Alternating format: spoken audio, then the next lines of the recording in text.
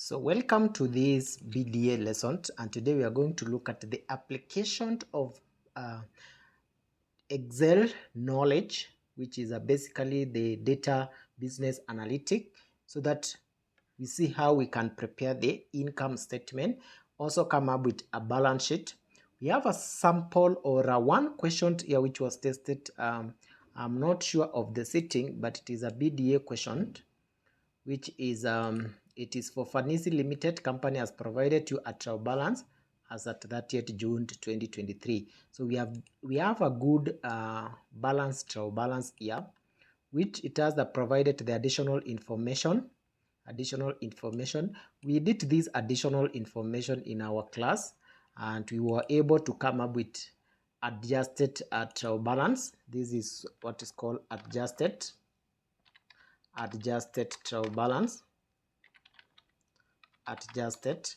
Trial balance. So this adjusted trial balance is the one which you are going to use advanced skills knowledge to come up with the income statement and the balance sheet. The income statement and the balance sheet. So if you look at this data, we are going to rename this one.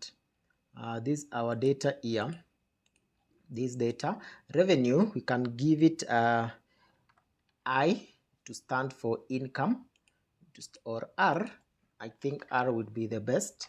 So let's use R for the revenue. Purchases, we will use the C as the cost of sales. That one we will use C as the cost of sales. The same case with this one is the cost of sales. Distribution, we will use expense. So we will use E. But this one is for distribution. So we will use the ED or DE, distribution. Sorry, distribution expense. For administration, we will use AE to represent administration expense. This is the finance cost. So we will use we'll use EF.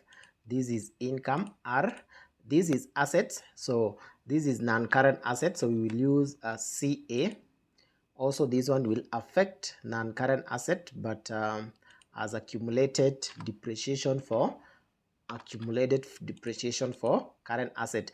I'm coding this item so that we can at least have a certain name which can enable us to use the accounting formulas or the advanced formulas of Excel to come up with an income statement.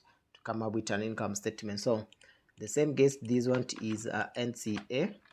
This one is ACA. Inventory, also this one is NCA. We have receivable CA. We have receivable CA, or we can use it TA to represent trade receivable. We have cash, and then ordinary share capital, we can use ESC. Share premium, use FB for share premium. Retained earning, let's use RE. Dividend paid, let's use DP. General reserve, let's use GR. Loan stock, let's use LS. Trade payable, TB. Income expense, let's use IT. Deferred tax, let's use D. Do we have another one? No. Accruals, let's use A. Revaluation surplus, RS, and the profit we use PS. But profit, this one is for revenue. So now we have coded our item here. We can easily now use this item to come up with our income statement here. I'll come and use on the same page. This one is cost of sales. I don't want the non-current asset for this time, and accumulated depreciation. So I can remove all this, the retained earning, general reserve. I can remove all this. Yeah, so I can delete all this. So once I've deleted all this, I can be able to come up with a comprehensive income statement, which I will need the cost of sales also. I will only need one cost of sales. so that we take the revenue, the cost of sales. We can now call it the cost of sales, and then cost of sales, and then we have here expenses. We have expenses, and then also this one is part of the revenue. Is part of the revenue. It's part of the revenue. These are part of the revenue. These are is part of the revenue.